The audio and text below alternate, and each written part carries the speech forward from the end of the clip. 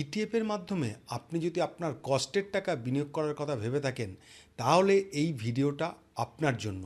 ETF, exchange traded fund, এটাকে কেন আমরা স্টক থেকে, মিউচুয়াল ফান্ড থেকে বা অন্য যে কোনো ফান্ড থেকে, এমনকি ইন্ডেক্স ফান্ড থেকেও আলাদা চোখে দেখি।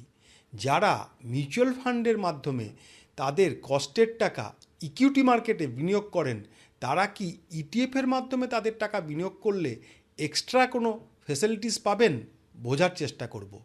ইটিএফ তো মার্কেটে অনেক আছে, কিভাবে আমরা বুঝবো কোনটা ভালো ইটিএফ? কিভাবে আমরা ইটিএফ সিলেকশন করব? ইটিএফ সিলেকশন করার পদ্ধতি নিয়েও আমরা এই ভিডিওতে আলোচনা করব। যে কোনো জিনিসের সব কিছু তো ভালো হতে পারে না, কিছু জিনিস তার খারাপ থাকবেই। সেই জন্য ইটিএফেরও কোনটা খারাপ দিক সেটাও আমরা এই ভিডিওতে বোঝার চেষ্টা করব। সেই খারাপটাকে অ্যাভয়েড করে কিভাবে আমরা ভালোটাকে কাজে লাগিয়ে আমাদের রিটার্নকে এক্সট্রা ইনকামে জেনারেট করতে পারবো, সেটা আমরা এই ভিডিওতে আলোচনা করব। আর আপনারা অনেকে আমাকে ইটিএফে বিনিয়োগ করার পদ্ধতি সম্বন্ধে জানতে চেয়েছেন, তো সবের শেষে আমি নিজের মোবাইলের স্ক্রিন শেয়ারিং করে আপনাদেরকে এটা দেখিয়ে দেব ইটিএফে কীভাবে লামসাম বিনিয়োগ করা যায়, কিভাবে এসআইপি করা যায়। এসআইপি কিন্তু এখানে মিউচুয়াল ফান্ডের মতো মান্থলি যেমন করা যায়, সেরকম উইকলি করা যায় এবং ডেলি এসআইপিও করা যায়। তো প্রত্যেকটা জিনিস স্টেপ বাই স্টেপ আপনাদেরকে আমি দেখাবো।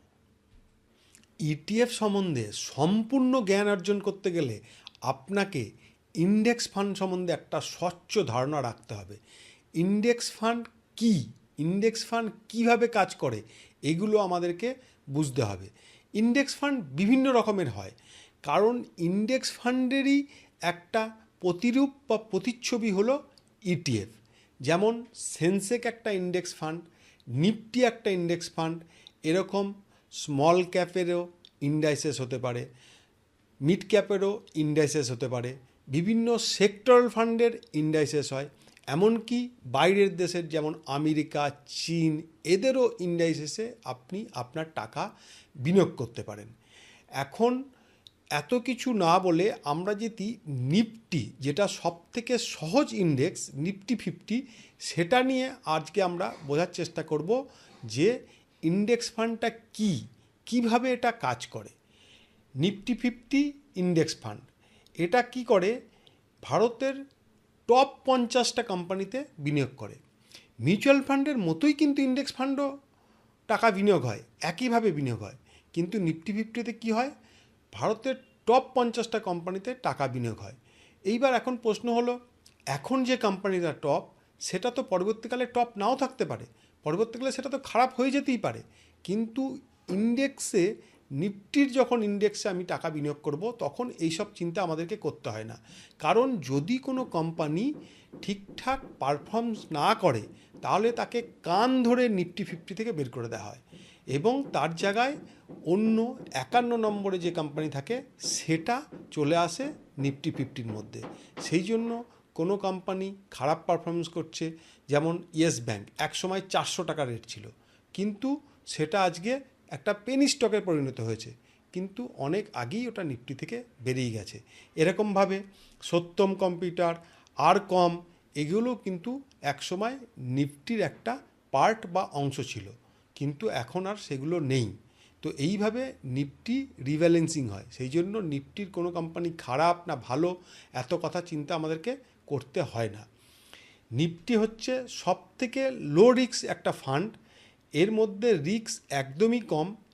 এখন আমাদের প্রশ্ন হতে পারে, আমরা নিফটিতে তো টাকা বিনিয়োগ করছি, দেখা যাচ্ছে 100 টাকা আমি নিফটিতে বিনিয়োগ করলাম, নিফটি 50-তে, তাহলে কি আমার যে 50টা কোম্পানি আছে সেই 50টা কোম্পানিতে আমার টাকা 2 টাকা 2 টাকা করে বিনিয়োগ হয়ে গেল? এরকমও নয় কিন্তু, এটাও একটু বোঝার চেষ্টা করব। আমরা যদি 100 টাকা বিনিয়োগ করি, তাহলে কিভাবে বিনিয়োগ হয় নিফটি 50-তে। এখানে যেটা হয় আমি দেখিয়ে দিচ্ছি, এখানে একটা শেয়ার হোল্ডিং প্যাটার্ন আছে। ধরুন নিফটি 50-তে সবথেকে বেশি ওয়েটেজ রাখে এইচডিএফসি ব্যাঙ্ক। এইচডিএফসি ব্যাঙ্ক এখানে 13.67% ওয়েটেজ, মানে আপনি যদি 100 টাকা বিনিয়োগ করেন, তাহলে কিন্তু 13 টাকা 67 পয়সা যাবে এইচডিএফসি ব্যাঙ্কে। তারপরে আইসিআইসিআই ব্যাঙ্ক 9.38, তারপরে রিলায়েন্স ইন্ডাস্ট্রিজ 8.36, এইভাবে ওয়েটেজ পরপর করা থাকে। ইনফোসিস, ভারতী এয়ারটেল, এরকম 50টা কোম্পানি আছে। যদি আপনি একদম সবের শেষে ছোট ওয়েটেজ কোম্পানি দেখেন, যেমন এখানে আছে ইন্ডাসইন্ড ব্যাঙ্ক। ইন্ডাসইন্ড ব্যাঙ্কেও কিন্তু আপনি পয়সা বিনিয়োগ করছেন, ওই যে 100 টাকার মধ্যে ইন্ডাসইন্ড ব্যাঙ্কেও আপনার পয়সা যাচ্ছে, কিন্তু সেটা ক টাকা? 47 পয়সা। এইটা বুঝতে হবে। তার আগে আছে হিরো মোটোকর্প, হিরো মোটোকর্পে যাচ্ছে 49 পয়সা। এইভাবে এর একটা অ্যালোকেশন আছে। এই অ্যালোকেশন অনুযায়ী আপনার কিন্তু নিফটি 50তে যখন আমি 100 টাকা বিনিয়োগ করি, আমার 100 টাকা ভারতের টপ 50টা কোম্পানিতে এরকমভাবে ভাগ হয়ে ইনভেস্টমেন্ট হয়। এখন ব্যাপার হচ্ছে, এই টপ 50টা কোম্পানিতে আমরা যখন পয়সা বিনিয়োগ করছি, তার মানে কি? আমরা ভারতের অর্থনীতির ওপর পয়সা বিনিয়োগ করছি, ইন্ডিয়ান ইকোনমির ওপর পয়সা বিনিয়োগ করছি। সেই জন্য এটা একদম লো রিস্ক ফান্ড বলে আমরা মনে করি। কারণ ভারতের ইকোনমির ওপর যদি কারো বিশ্বাস থাকে, যদি কারো ভরসা থাকে, তাহলে এটা কিন্তু একদম লো রিস্ক ফান্ড, সব থেকে লো রিস্ক ফান্ড।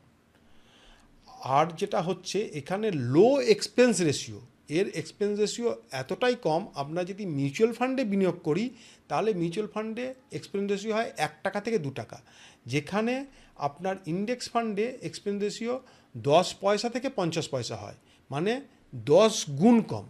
তাহলে কি ইন্ডেক্স ফান্ডই সব থেকে ভালো ফান্ড? না, সেটা আমরা জানবো, বোঝার চেষ্টা করব। ইন্ডেক্স ফান্ড ভালো না মিউচুয়াল ফান্ড ভালো না ইটিএফ ভালো, সেটা তো আমরা বুঝবো।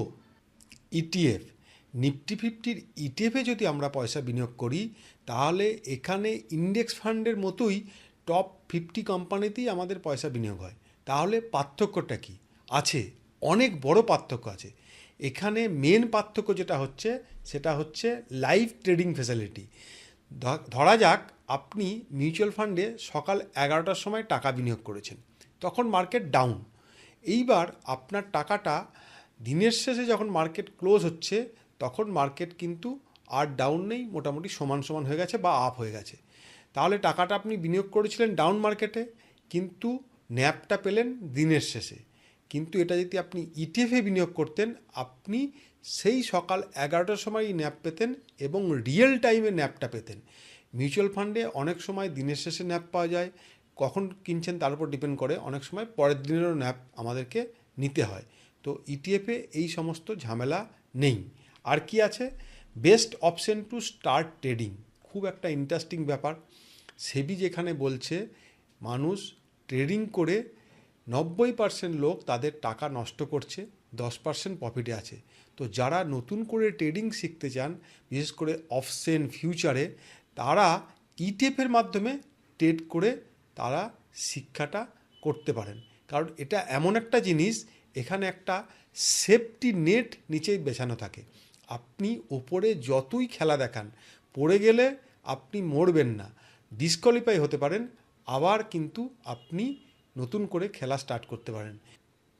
কিন্তু ট্রেডিংয়ে আপনার টাকা জিরো হয়ে যেতে পারে, যেটা অনেকেই তাদের টাকা সম্পূর্ণভাবে নষ্ট করে ফেলে। ইটিএফে আপনি যত হাই মার্কেটই কিনুন, আপনার টাইম পিরিয়ডটা একটু বেশি লাগতে পারে, কিন্তু আপনার টাকা কখনোই জিরো হবে না। আর কি আছে? আপনার লো এক্সপেন্স রেশিও। আচ্ছা, ট্রেডিংয়ের কথা যখন বললাম, আর একটা কথা মনে পড়ে গেল। অনেকে বলে ইটিএফে ট্রেডিং করে আবার পয়সা করা যায় কি না। কিন্তু ইটিএফেও যদি আপনি ঠিকঠাকভাবে ট্রেডিং করতে পারেন, এখান থেকেও কিন্তু ভালো পয়সা ইনকাম করা যায়। যদি চান সেরকম একটা ভিডিও আপনাদের সামনে আমি করতে পারি, কমেন্টসে জানাবেন। আমি পরবর্তী ভিডিও কিভাবে ইটিএফে ট্রেডিং করা যায় সেই ব্যাপারে বলবো। আর কি আছে? লো এক্সপেন্স রেশিও। মিউচুয়াল ফান্ডে এক্সপেন্স রেশিও কী দেখেছিলাম? 1 টাকা থেকে 2 টাকা। আর ইন্ডেক্স ফান্ডে তার 10 গুণ কম ছিল। আর এখানে এক্সপেন্স রেশিও দেখুন, 0.01 থেকে 0.05, মানে মিউচুয়াল ফান্ডের থেকে 100 টাইম এক্সপেন্স রেশিও কম, আর ইন্ডেক্স ফান্ড থেকে আরও 10 গুণ কম। ভাবা যায় এই এক্সপেন্স রেশিও আপনার যখন ফান্ড বড় হবে তখন কত কমে আপনি পাচ্ছেন। এবং আমরা মিউচুয়াল ফান্ডে অ্যাড দেখি, মিউচুয়াল ফান্ড সেই হ্যায়, এবং এর জন্য কারা অ্যাড দেয়, কেন দেয়? বুঝতে পারছেন কেন মিউচুয়াল ফান্ড সেই হ্যায়? এত অ্যাড আমাদেরকে দেখতে হয়, কারণ এখানে কমিশনও বড় আছে। আর ইটিএফে কেউ অ্যাড দেয় না, ইটিএফটা প্রচারের বাইরে আছে। কিন্তু আমি বলে রাখছি, এই সোশ্যাল মিডিয়া, ইউটিউব এইসব দেখে ধীরে ধীরে মানুষ কিন্তু মিউচুয়াল ফান্ডের থেকে ইটিএফই কিন্তু আসবে। 2 বছর সময় লাগতে পারে, কিন্তু ইটিএফে আসতে বাধ্য। সেই জন্য যারা মিউচুয়াল ফান্ডে তাদের টাকা বিনিয়োগ করছেন, আপনারা কিন্তু ইটিএফে আস্তে আস্তে শিফট করার চেষ্টা করুন। ভবিষ্যতে কিন্তু ইটিএফটাই ম্যাক্সিমাম লোক এখানেই ট্রেড করবে। আর কি আছে? আচ্ছা, আরেকটা যে ব্যাপার যেটা আমি বলেছিলাম যে ইটিএফ আপনি কিভাবে সিলেকশন করবেন, সেটাও একটা ব্যাপার। সেটা হচ্ছে ইটিএফ আমরা যখন সিলেকশন যদি করতে চান, এখানে বেশি কিছু দেখার দরকার নেই। আপনারা ক্রোম ব্রাউজারে গিয়ে জাস্ট এখানে লিখবেন ইটিএফ এনএসসি, ঠিক আছে, এরকম একটা আসবে, exchange traded fund ETF NSC India. এটাতে ক্লিক করবেন। ক্লিক করলে এরকম একটা পেজ খুলে আসবে। এই রকম পেজ যখন খুলবে তখন আপনি দেখতে পাবেন এখানে আপনার বিভিন্ন ইটিএফের নাম লেখা আছে। আপনাকে এত কিচ্ছু দেখার দরকার নেই, আপনি শুধু দেখবেন এখানে এই ভলিউমটা দেখবেন। এখানে একবার যখন ক্লিক করলেন তখন আপনার এখানে হাই ভলিউম আসছে, এখানে যখন আরেকবার ক্লিক করলেন লো ভলিউম। এবার দেখুন এখানেও নিফটি 50 একটা ফান্ড, এখানে কোনো ভলিউম নাই, মানে কোনো ট্রেডই হয়নি আগের দিন। এটাতে ভলিউম নেই, তারপরে ভলিউম আছে, এটা লো আছে। এটাকে যখন আরেকবার ক্লিক করে দেবেন তখন সব থেকে বেশি ভলিউমে যেগুলো ট্রেড হয়েছে সেইগুলো ওপরে চলে আসবে। তো এইখানে দেখুন টাটা গোল্ড, এটা একটা গোল্ড ইটিএফ। এখানে কি হয়েছে, এখানে ভলিউম দেখুন 2,95,10,000। ভাবতে পারছেন? একটাই জিনিস আপনারা লক্ষ্য করবেন, মিনিমাম যেন 20-30 হাজার টাকাও ভলিউম হয়। তার নিচে ভলিউম হলে কিন্তু সেই ইটিএফে টাকা বিনিয়োগ করবেন না। এছাড়া আর কিচ্ছু এখানে দেখার নেই। আপনি নিফটি 50-তে বিনিয়োগ করবেন, অনেক কোম্পানি নিফটি 50 ইটিএফে আছে। শুধু কি দেখবেন, ভলিউমটা যেন ভালো থাকে। দেখা যাক এখানে নিফটি 50 কী আছে, লাস্ট নিফটি 50 এটা গোল্ড বিজ হলো নিফটি 50 বিজ, এখানে নিশ্চয়ই থাকবে। এই দেখুন নিফটি 20 এখানে আপনার ভলিউম দেখুন 37,25,000। মানে এই সব জায়গায় আপনি বিনিয়োগ করলে আপনার কোনো লিকুইডিটির অভাব হবে না। শুধু এইটুকুই দেখার, আর কিচ্ছু আপনাকে দেখতে হবে না। এখন প্রশ্ন হলো, তাহলে মিউচুয়াল ফান্ডে বা ইন্ডেক্স ফান্ডে আমরা টাকা বিনিয়োগ না করে সব কি টাকা ইটিএফের মাধ্যমে বিনিয়োগ করব? এইখানেই আমরা সব প্রশ্নের উত্তর খুঁজে পাবো। এইখানে আমরা মিউচুয়াল ফান্ড, ইন্ডেক্স ফান্ড আর ইটিএফের মধ্যে যখন কম্পেয়ার করব তখন এই প্রশ্নের উত্তর আমরা নিশ্চয়ই পাবো। মিউচুয়াল ফান্ডে আপনার ফান্ড ম্যানেজ হয় ফান্ড ম্যানেজারের মাধ্যমে, আর ইন্ডেক্স ফান্ডে কান্ট্রি ইকোনমি মানে দেশের অর্থনৈতিক অবস্থার উপর আমাদের ফান্ড হচ্ছে ম্যানেজ হয়, আমাকে এক্সট্রা কিছু করতে হয় না। আর ইটিএফও সেম, দেশের অর্থনৈতিক অবস্থার উপর আমি আমার ফান্ড ম্যানেজ করি। এখন প্রশ্ন হচ্ছে, ফান্ড ম্যানেজার সে যদি ভালো পারফর্ম করে তাহলে মিউচুয়াল ফান্ড আমাকে এক্সট্রা রিটার্ন আর্ন করে দিতে পারে, কিন্তু সে যদি কোনোভাবে আমাকে রিটার্ন আর্ন করে দিতে সক্ষম না হয় তাহলে কিন্তু আমি নেগেটিভ রিটার্ন আর্ন করব ইটিএফের থেকে বা ইন্ডেক্স ফান্ডের থেকে। এটা বোঝার জন্য আপনাকে এক্সাম্পল দিচ্ছি, একটা সুন্দরভাবে এটাকে বোঝাচ্ছি, একটু দেখুন। এটা আমি গ্রো অ্যাপের মাধ্যমেই বোঝাচ্ছি। এটাতে আপনার ধরুন আমরা নিফটি 50-র সব ফান্ড নিয়ে আজকে আলোচনা করেছি। তো এখানে তার লার্জ ক্যাপ ফান্ড, একই ফান্ড। তো আমরা যখন লার্জ ক্যাপ ফান্ড কিছু একটা নেব, ধরা যাক এটা কিন্তু কোনো স্পন্সর নয়, আমি আপনাদেরকে বোঝানোর জন্য ইউজ করছি, Nipon India large cap direct growth fund. এখানে কি হচ্ছে, এখানে দেখা যাচ্ছে আপনাদের আগে দেখেছি নিফটি 50 50টা কোম্পানিতে তাদের বিনিয়োগ করছে। এখানে দেখুন, এখানে কিন্তু বিনিয়োগ করছে এর যে ফান্ড ম্যানেজার 69, মানে 69টা কোম্পানিতে এর টাকা বিনিয়োগ করছে। এবং অ্যালোকেশনে দেখুন এইচডিএফসি ব্যাঙ্কে 8.93%, রিলায়েন্সে 6.31%। তার মানে কি, এখানে ফান্ড ম্যানেজারের কাছে সেই রাইট আছে, ও 50টার বেশি কোম্পানিতেও বিনিয়োগ করতে পারে এবং অ্যালোকেশন কিন্তু ও নিজের ইচ্ছা মতো করতে পারে।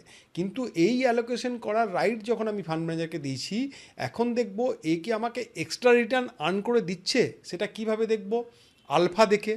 আলফা যদি দেখতে কোনো অসুবিধা হয়, আগে আমার ভিডিও করা আছে আলফার, দরকার হলে আমি নিচের ডিসক্রিপশনে লিঙ্ক দিয়ে রেখেছি, একবার দেখে নেবেন আলফা, বিটা, শার্প রেশিও কীভাবে চেক করতে হয়। আলফা যদি আমরা দেখি, এখানে আলফা অবশ্যই দেখব। আলফাতে কি দেখতে পাবো, এতগুলো সব ফান্ড ছিল, এর আলফা কি আছে 6.01, মানে আমার ইন্ডেক্স ফান্ড যা রিটার্ন জেনারেট করে দিয়েছে তার থেকেও 6% এক্সট্রা এ আমাকে ইনকাম করে দিয়েছে। তাহলে এই মিউচুয়াল ফান্ড ভালো, কোনো অসুবিধে নেই, এখানে আমি টাকা রেখে দিতে পারি। এখানে এক্সপেন্স রেশিও আমি 1% 1.5% বেশি দিলেও আমাকে তো এক্সট্রা 6% ইনকাম আর্ন করে দিয়েছে। তাহলে আপনি যখন মিউচুয়াল ফান্ডে বিনিয়োগ করবেন এই আলফাটা আপনাকে কিন্তু চেক করতেই হবে। আরেকটা ফান্ড দেখা যাক, এইবার দেখা যাক অ্যাক্সিস লার্জ ক্যাপ ফান্ড দেখছি।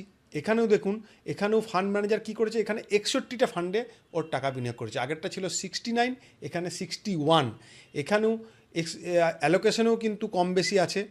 এইবার এখানেও আমরা দেখব, কি দেখব, এক্সপেন্স রেশিও। এই দেখুন এক্সপেন্স রেশিও দেখবো বললাম, এখানে আমরা কি দেখব, আলফা দেখব। আলফা কি আছে দেখুন, -1.38%। তাহলে কি আমার ইন্ডেক্স ফান্ড বা ইটিএফ যা রিটার্ন আর্ন করছে তার থেকে আমি কম রিটার্ন পাচ্ছি। তাহলে কেন এই ফান্ড ম্যানেজারকে আমি এক্সট্রা টাকা দেব? কেন আমি একে 1% এক্সট্রা তো ওখানে দিচ্ছি, আবার এখানে 1.5% আমার লস, তাহলে 2.5% টোটালি আমি লস করছি। তাহলে এখান থেকে আপনারা কি বুঝলেন? যদি আমি এক্সট্রা এক্সপেন্স রেশিও দিচ্ছি তাহলে আমার ফান্ড যেন আমাকে পারফরমেন্স করে দেয়, সেটাকে জাস্টিফাই করে। তাহলে আমাকে মিউচুয়াল ফান্ডে থাকতে গেলে কি করতে হবে, সময় সময় আমার একে আলফাটা চেক করতে হবে, এর আলফা নেগেটিভ হইল কি না সেটা দেখতে হবে। কিন্তু ইটিএফে বা আপনার ইন্ডেক্স ফান্ডে কিন্তু সেটা দেখার কোনো ব্যাপারই নেই, কারণ ওখানে অটোমেটিক্যালি আপনার কোনো ফান্ড খারাপ করলে সেই ফান্ডটা বেরিয়ে চলে যাবে, যেমন আগে বলেছি। আরেকটা ফান্ড দেখা যাক, অ্যাক্সিস, আপনার এটা কি দেখলাম অ্যাক্সিস। আরেকটা ফান্ড আপনার দেখি চেক করে কি হয়। দেখা যাচ্ছে ইউটিআই লার্জ ক্যাপ যদি আমরা, বা এলআইসি লার্জ ক্যাপ যদি আমরা দেখি, এখানেও দেখুন, এখানে ফান্ড ম্যানেজার কি করেছে, এখানে 60টা কোম্পানিতে বিনিয়োগ করেছে। এইবার এখানেও অ্যালোকেশন আলাদা আছে, সেই জন্য রিটার্নটাও ডিফারেন্স হয়। এখানেও দেখুন আলফা -1%। তাহলে এইগুলো কিন্তু আমাদেরকে দেখতে হবে। তাহলে আমরা মেন যেটা আসলো, মিউচুয়াল ফান্ডে যদি আমরা বিনিয়োগ করি তাহলে আমাদেরকে কিন্তু ফান্ড ম্যানেজারের পারফরমেন্স মিনিমাম 6 মাসে একবার আমাদেরকে দেখতে হবে। যদি ইন্ডেক্স ফান্ডের থেকে কম রিটার্ন দেয় তাহলে সেই ফান্ড থেকে আমরা বেরিয়ে চলে আসব, আর না হলে ইন্ডেক্স ফান্ড বা ইটিএফ ফান্ডে বিনিয়োগ করে আমরা আর দেখব না। এইবার আপনারা কতদিন পর পর দেখেন বা দেখার কতটা ক্যাপাসিটি সেটার উপর ডিপেন্ড করছে। আর যে মিউচুয়াল ফান্ডে বিনিয়োগ করে দিলাম, চোখ বন্ধ করে টাকা দিয়েই যাচ্ছি, এরকম করলে কিন্তু হবে না। আর কি আছে আপনার, এটা active fund, mutual fund active fund, সেই জন্যই এক্সপেন্স রেশিও বেশি, 1 থেকে 2% হয়। প্যাসিভ ফান্ড যেহেতু ইন্ডেক্স ফান্ড, এখানে তো আপনার এক্সপেন্স রেশিও নিয়ে আগেই আলোচনা করা হয়েছে, আর বলছি না কিছু। নন ট্রেডেবল এটাও আলোচনা হয়ে গেছে। ন্যাব হয়, যেটা মিউচুয়াল ফান্ডে ন্যাব আমাদের অ্যালোকেট হয়, ইন্ডেক্স ফান্ডেও ন্যাব অ্যালোকেট হয়, কিন্তু ইটিএফে রিয়েল টাইমে কিন্তু আমরা প্রাইসটা পাই। এটা হচ্ছে মেন ডিফারেন্স। তাহলে এখান থেকে এটাই বোঝা গেল, small cap, mid cap, multi cap, flexi cap যাই আমরা করি না কেন, আমরা কিন্তু মিউচুয়াল ফান্ডের মাধ্যমে যদি বিনিয়োগ করি, ফান্ড ম্যানেজারের পারফরমেন্স অবশ্যই 6 মাস পর পর একবার আমাদেরকে দেখতে হবেই, যেটা কিন্তু ইটিএফ বা ইন্ডেক্স ফান্ডে আমরা চোখ বন্ধ করে বিনিয়োগ করে বসে থাকতে পারি। ইটিএফে কিভাবে আমরা লামসাম এবং এসআইপির মাধ্যমে নিজেদের টাকা বিনিয়োগ করব, সেটা আজকে আমরা অ্যাঞ্জেলওয়ান অ্যাপ থেকে মোবাইলের মাধ্যমে দেখব। অ্যাঞ্জেলওয়ান কিন্তু কোনো স্পন্সর নয়, আপনাদেরকে এক্সাম্পল দেওয়ার জন্য এটা আমি ব্যবহার করছি। তো অ্যাঞ্জেলওয়ান অ্যাপ প্রথমেই খোলার পর এখানে দেখবেন ইটিএফ বলে একটা অপশান আছে, একদম হোমে ইটিএফে হাত দিলেন। ইটিএফে হাত দেওয়ার পর এখানে আপনাকে ফান্ডের নাম লিখতে হবে। যেহেতু আজকে নিফটি নিয়ে আলোচনা করেছি সেহেতু নিফটিই দেখব, নিফটি 20 যখনই হাত দিলাম এখানে সব কিছু দেখা যায়। দেখুন এখানে ভলিউম 37.25 লাখ, এর AUM কত তাও লেখা আছে, টোটাল 50টা ফান্ড, কোন কোন ফান্ডে কত অ্যালোকেশন, যেটা আগে আলোচনা করেছি, এখানে আর সেই ব্যাপারে বিস্তারিত আলোচনা করছি না। ডাইরেক্ট আমরা বায়ে হাত দেব। বায়ে হাত দিলে ওয়ান টাইম আর এসআইপি, প্রথমে ওয়ান টাইমটা দেখে নিই। ওয়ান টাইমে হাত দিলাম, ওয়ান টাইমে এখানে নাম্বার অফ শেয়ার কটা দেব, 10টা দিলাম, ঠিক আছে। এইবার 10টা যখনই দিলাম এখানে টোটাল দামটা চলে আসছে। এখানে চার্জে হাত দিয়ে দেখে নেবেন কত চার্জ নিচ্ছে, ব্রোকারেজ থেকে ট্যাক্স থেকে সমস্ত কিছু নিয়ে 3 টাকা 82 পয়সা চার্জ নিচ্ছে। অনেকে বলেন না যে ইটিএফে বিনিয়োগ করতে গেলে তো চার্জ লাগবে, একদম নমিনাল চার্জ, এবং এটা একবার যখন কিনছেন তখন আপনাকে দিতে হবে, আর যখন বেরোচ্ছেন তখন দিতে হবে। কিন্তু মিউচুয়াল ফান্ডে প্রত্যেক বছর আমাকে চার্জ দিতে হয়, ডিফারেন্স এটাই। যাই হোক, চার্জটা দেখে নিলেন।